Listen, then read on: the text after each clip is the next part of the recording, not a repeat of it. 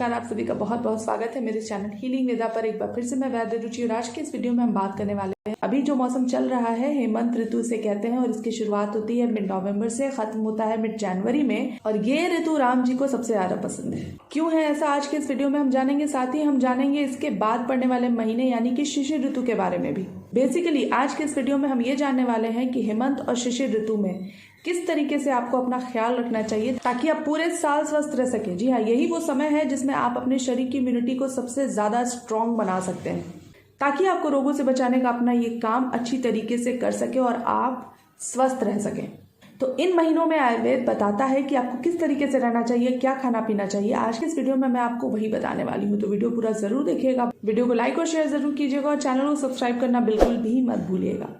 तो चलिए आगे बढ़ते हैं और आज के इस वीडियो में जान लेते हैं कि हेमंत ऋतु और शिशिर ऋतु के दौरान आपका रहन सहन, आपका खान पान किस प्रकार से होना चाहिए, यानी कि मिड नवंबर से लेकर मार्च तक आपको किस तरीके से अपना ख्याल रखने की जरूरत होती है। आयुर्वेद क्या कहता है। अभी मैंने आपको बताया कि ये जो मौसम है ये राम जी का सबसे फेवरेट मंथ होता है। आइए मैं आपको ये बताती हूँ आयुर्वेदिक दृष्टिकोण से कि आखिर ऐसा क्यों है।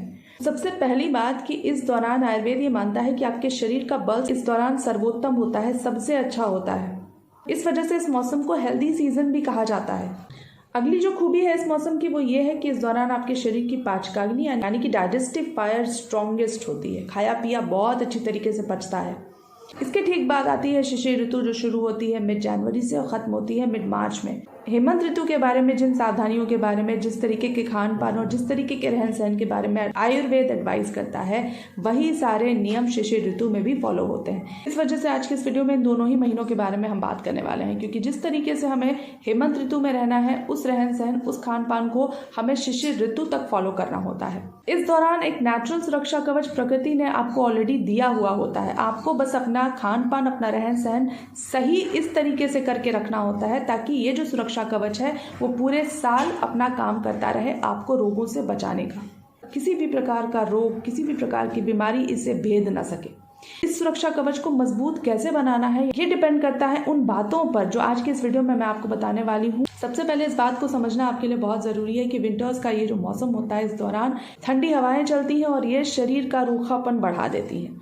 इसलिए सबसे इम्पोर्टेंट है कि आप शरीर का अभ्यंग करें, सेल्फ मसाज जिसे हम कहते हैं। इसके कई सारे फायदे हैं। इसके ऊपर एक डेडिकेटेड वीडियो मैंने बनाया हुआ है, जाकर इस वीडियो को देखिए। कौन सा तेल इस्तेमाल करना है, कितने समय तक मसाज करना है, किन बातों का ध्यान देना है, किन किन परेशानियों से ये सेल्फ मसाज आपको बचाता है, किस तरीके से शरीर को मजबूत करता है। डिटेल में ये सारी जानकारी आपको इस वीडियो में मिल जाएगी। तो लिंक पर क्लिक करके उस वीडियो को जरूर देखिए और जानकारी अपनी बढ़ाइए। बहरहाल सेल्फ मसाज करना बहुत जरूरी है। कौन सा तेल इस्तेमाल करेंगे, तो आयुर्वेद में तिल के तेल को सर्वोत्तम कहा गया है, तो तिल के तेल का इस्तेमाल कर सकते हैं आप मसाज करने के। मसाज की इफेक्टिवनेस को और कई गुना अधिक हम बढ़ा सकते हैं अगर हम 15 से 20 मिनट की धूप ले लेते हैं मसाज करने के बाद। इससे होता यह है कि शरीर में विटामिन डी और जबरदस्त तरीके से बनता है। ये नियम बनाइए, सेल्फ मसाज कीजिए, धूप में बैठिए और उसके बाद नहाने जाइए। नहाने के लिए हल्के गुनगुने पानी का इस्तेमाल कीजिए, गर्म पानी का इस्तेमाल नहीं करना है। अगली चीज, अगला जो एस्पेक्ट है डाइजेशन, जिसके अकॉर्डिंगली आपको बिहेव करने की जरूरत है इस दौरान। क्योंकि जठराग्नि आपकी प्रबल होती है इस मौसम में, भूख आपकी ऑटोमेटिक इस मौसम में बढ़ जाती है, तो आपको खाना भी अच्छा खाने की जरूरत है। अब आप इस तरीके से समझिए कि अगर बहुत तेज आग कहीं जल रही है और अगर उसमें आपने हल्की घास डाल दी या कागज डाल दी तो वो आग उस कागज को, उस घास को बहुत आसानी से जला सकती है, तुरंत राख कर देगी। वहीं अगर हम लकड़ी का गट्ठर उस आग पर डालते हैं तो उसको जलाने में आग को समय लगता है। तो भोजन में भी इसी प्रकार की व्यवस्था करनी है। यही वो समय है जिस समय में हम गुरु भोजन खा सकते हैं। हल्का फुल्का सुपाच्य खाना इस दौरान अगर आप खाएंगे तो शरीर की ये पाचकाग्नि उसे तुरंत राख कर देगी। नुकसान ये होगा कि शरीर में वात दोष बढ़ जाएंगे और इसके बढ़ने से आपको शरीर में कई प्रकार की तकलीफ होगी, जैसे कमर में दर्द, घुटनों में दर्द, शरीर में कहीं भी अगर दर्द हो रहा है, झंझनाहट हो रही है, हाथ पैर सुन्न अगर पड़ जाता है तो उसका कहीं ना कहीं शरीर में रीजन यही बढ़ा हुआ वात होता है। बढ़े हुए वात के ऊपर भी मैंने वीडियो बनाया हुआ है। आगे आने वाले वीडियोस में मैं आपको ये भी बताऊंगी किस किस प्रकार के रोग आपको बढ़े हुए वात की वजह से होते हैं, तो उस वीडियो को भी जरूर देखिएगा। बहरहाल यही वो समय होता है जिसमें आप भारी खाना खा सकते हैं। जैसे कि उड़द की दाल, राजमा, चने, नया चावल, मेवे, तिल, ये सारी वो चीज़ें हैं जिनका सेवन इस मौसम में करने के लिए आयुर्वेद कहता है। अगर आप ध्यान से देखें तो आप देखें कि कितनी सुंदर व्यवस्था हमारे यहाँ भारतीय संस्कृति में की गई है कि हमारे सारे पूजा पाठ जितने भी होते हैं वो मिड नवंबर तक सारे खत्म हो जाते हैं।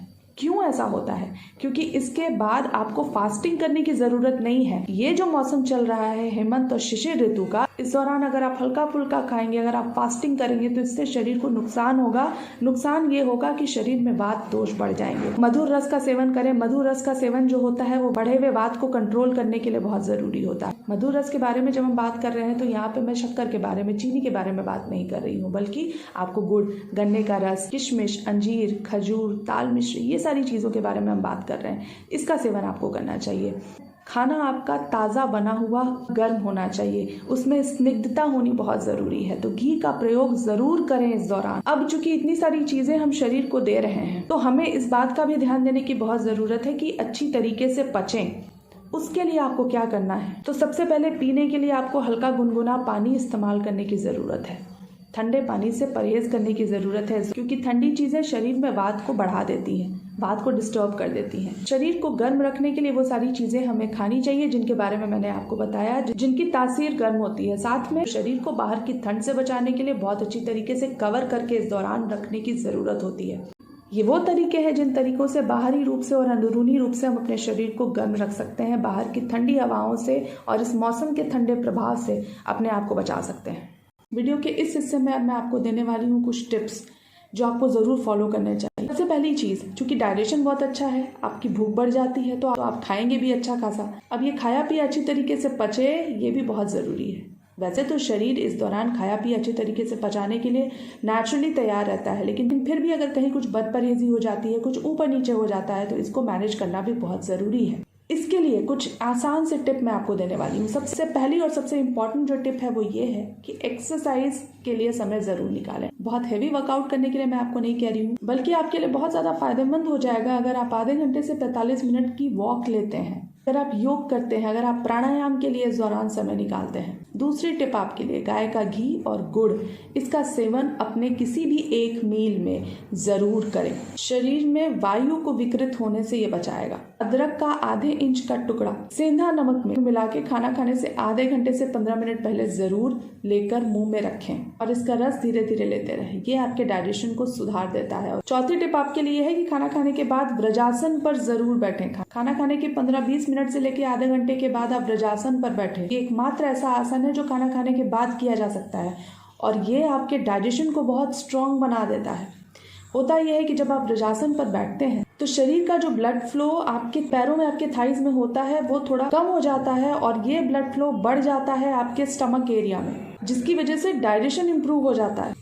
तो खाया पिया अच्छी तरीके से पचाना है तो 5 से 10 मिनट व्रजासन पर बैठने की आदत लगाइए। दोपहर का खाना और रात का खाना, इन दोनों को लेने के आधे घंटे के बाद आपको कम से कम 100 कदम जरूर चलना चाहिए। इसे हम आयुर्वेद में शतपावली कहते हैं। इससे आपका डाइजेशन इंप्रूव होता है। शतपावली के ऊपर भी एक डेडिकेटेड वीडियो मेरा मौजूद है, जाकर उस वीडियो को देखिए। क्या क्या बेनिफिट्स होते हैं इन 100 कदमों के, आपको समझ में आएगा जब आप वो वीडियो देखेंगे। छठी टिप आपके लिए है कि च्यवनप्राश को अपने जीवन में जगह दीजिए। आयुर्वेद की ये देन आपके लिए चमत्कार कर सकती है। सातवीं और आखिरी टिप आपके लिए है कि अभी तक हमने खाने पीने की बातें की हैं। खाने पीने के लिए जिस चीज़ का हम इस्तेमाल कर रहे हैं अब उसकी साफ सफाई भी तो ज़रूरी है, वो है हमारा मुंह। तो बहुत इम्पॉर्टेंट है कि रात में सोने के पहले 1 गिलास गुनगुने पानी में आप 1 से 2 चुटकी हल्दी डालकर फिर उससे गार्गल करें और उसके बाद ही सोएं। आज के इस वीडियो में जितनी भी बातें, जितने भी नियम और जितने भी टिप्स मैंने आपको दिए हैं, उसको आपको नवंबर से लेकर मार्च तक, यानी कि हेमंत और शिशिर ऋतु, इन दोनों ऋतुओं में इसे फॉलो करना है और इन बातों को फॉलो करने के बाद के फायदे आप खुद महसूस करेंगे। मिलते हैं किसी और वीडियो में और अच्छी जानकारी के साथ। तब तक के लिए अपना बहुत ख्याल रखिए। Stay healthy and stay fit.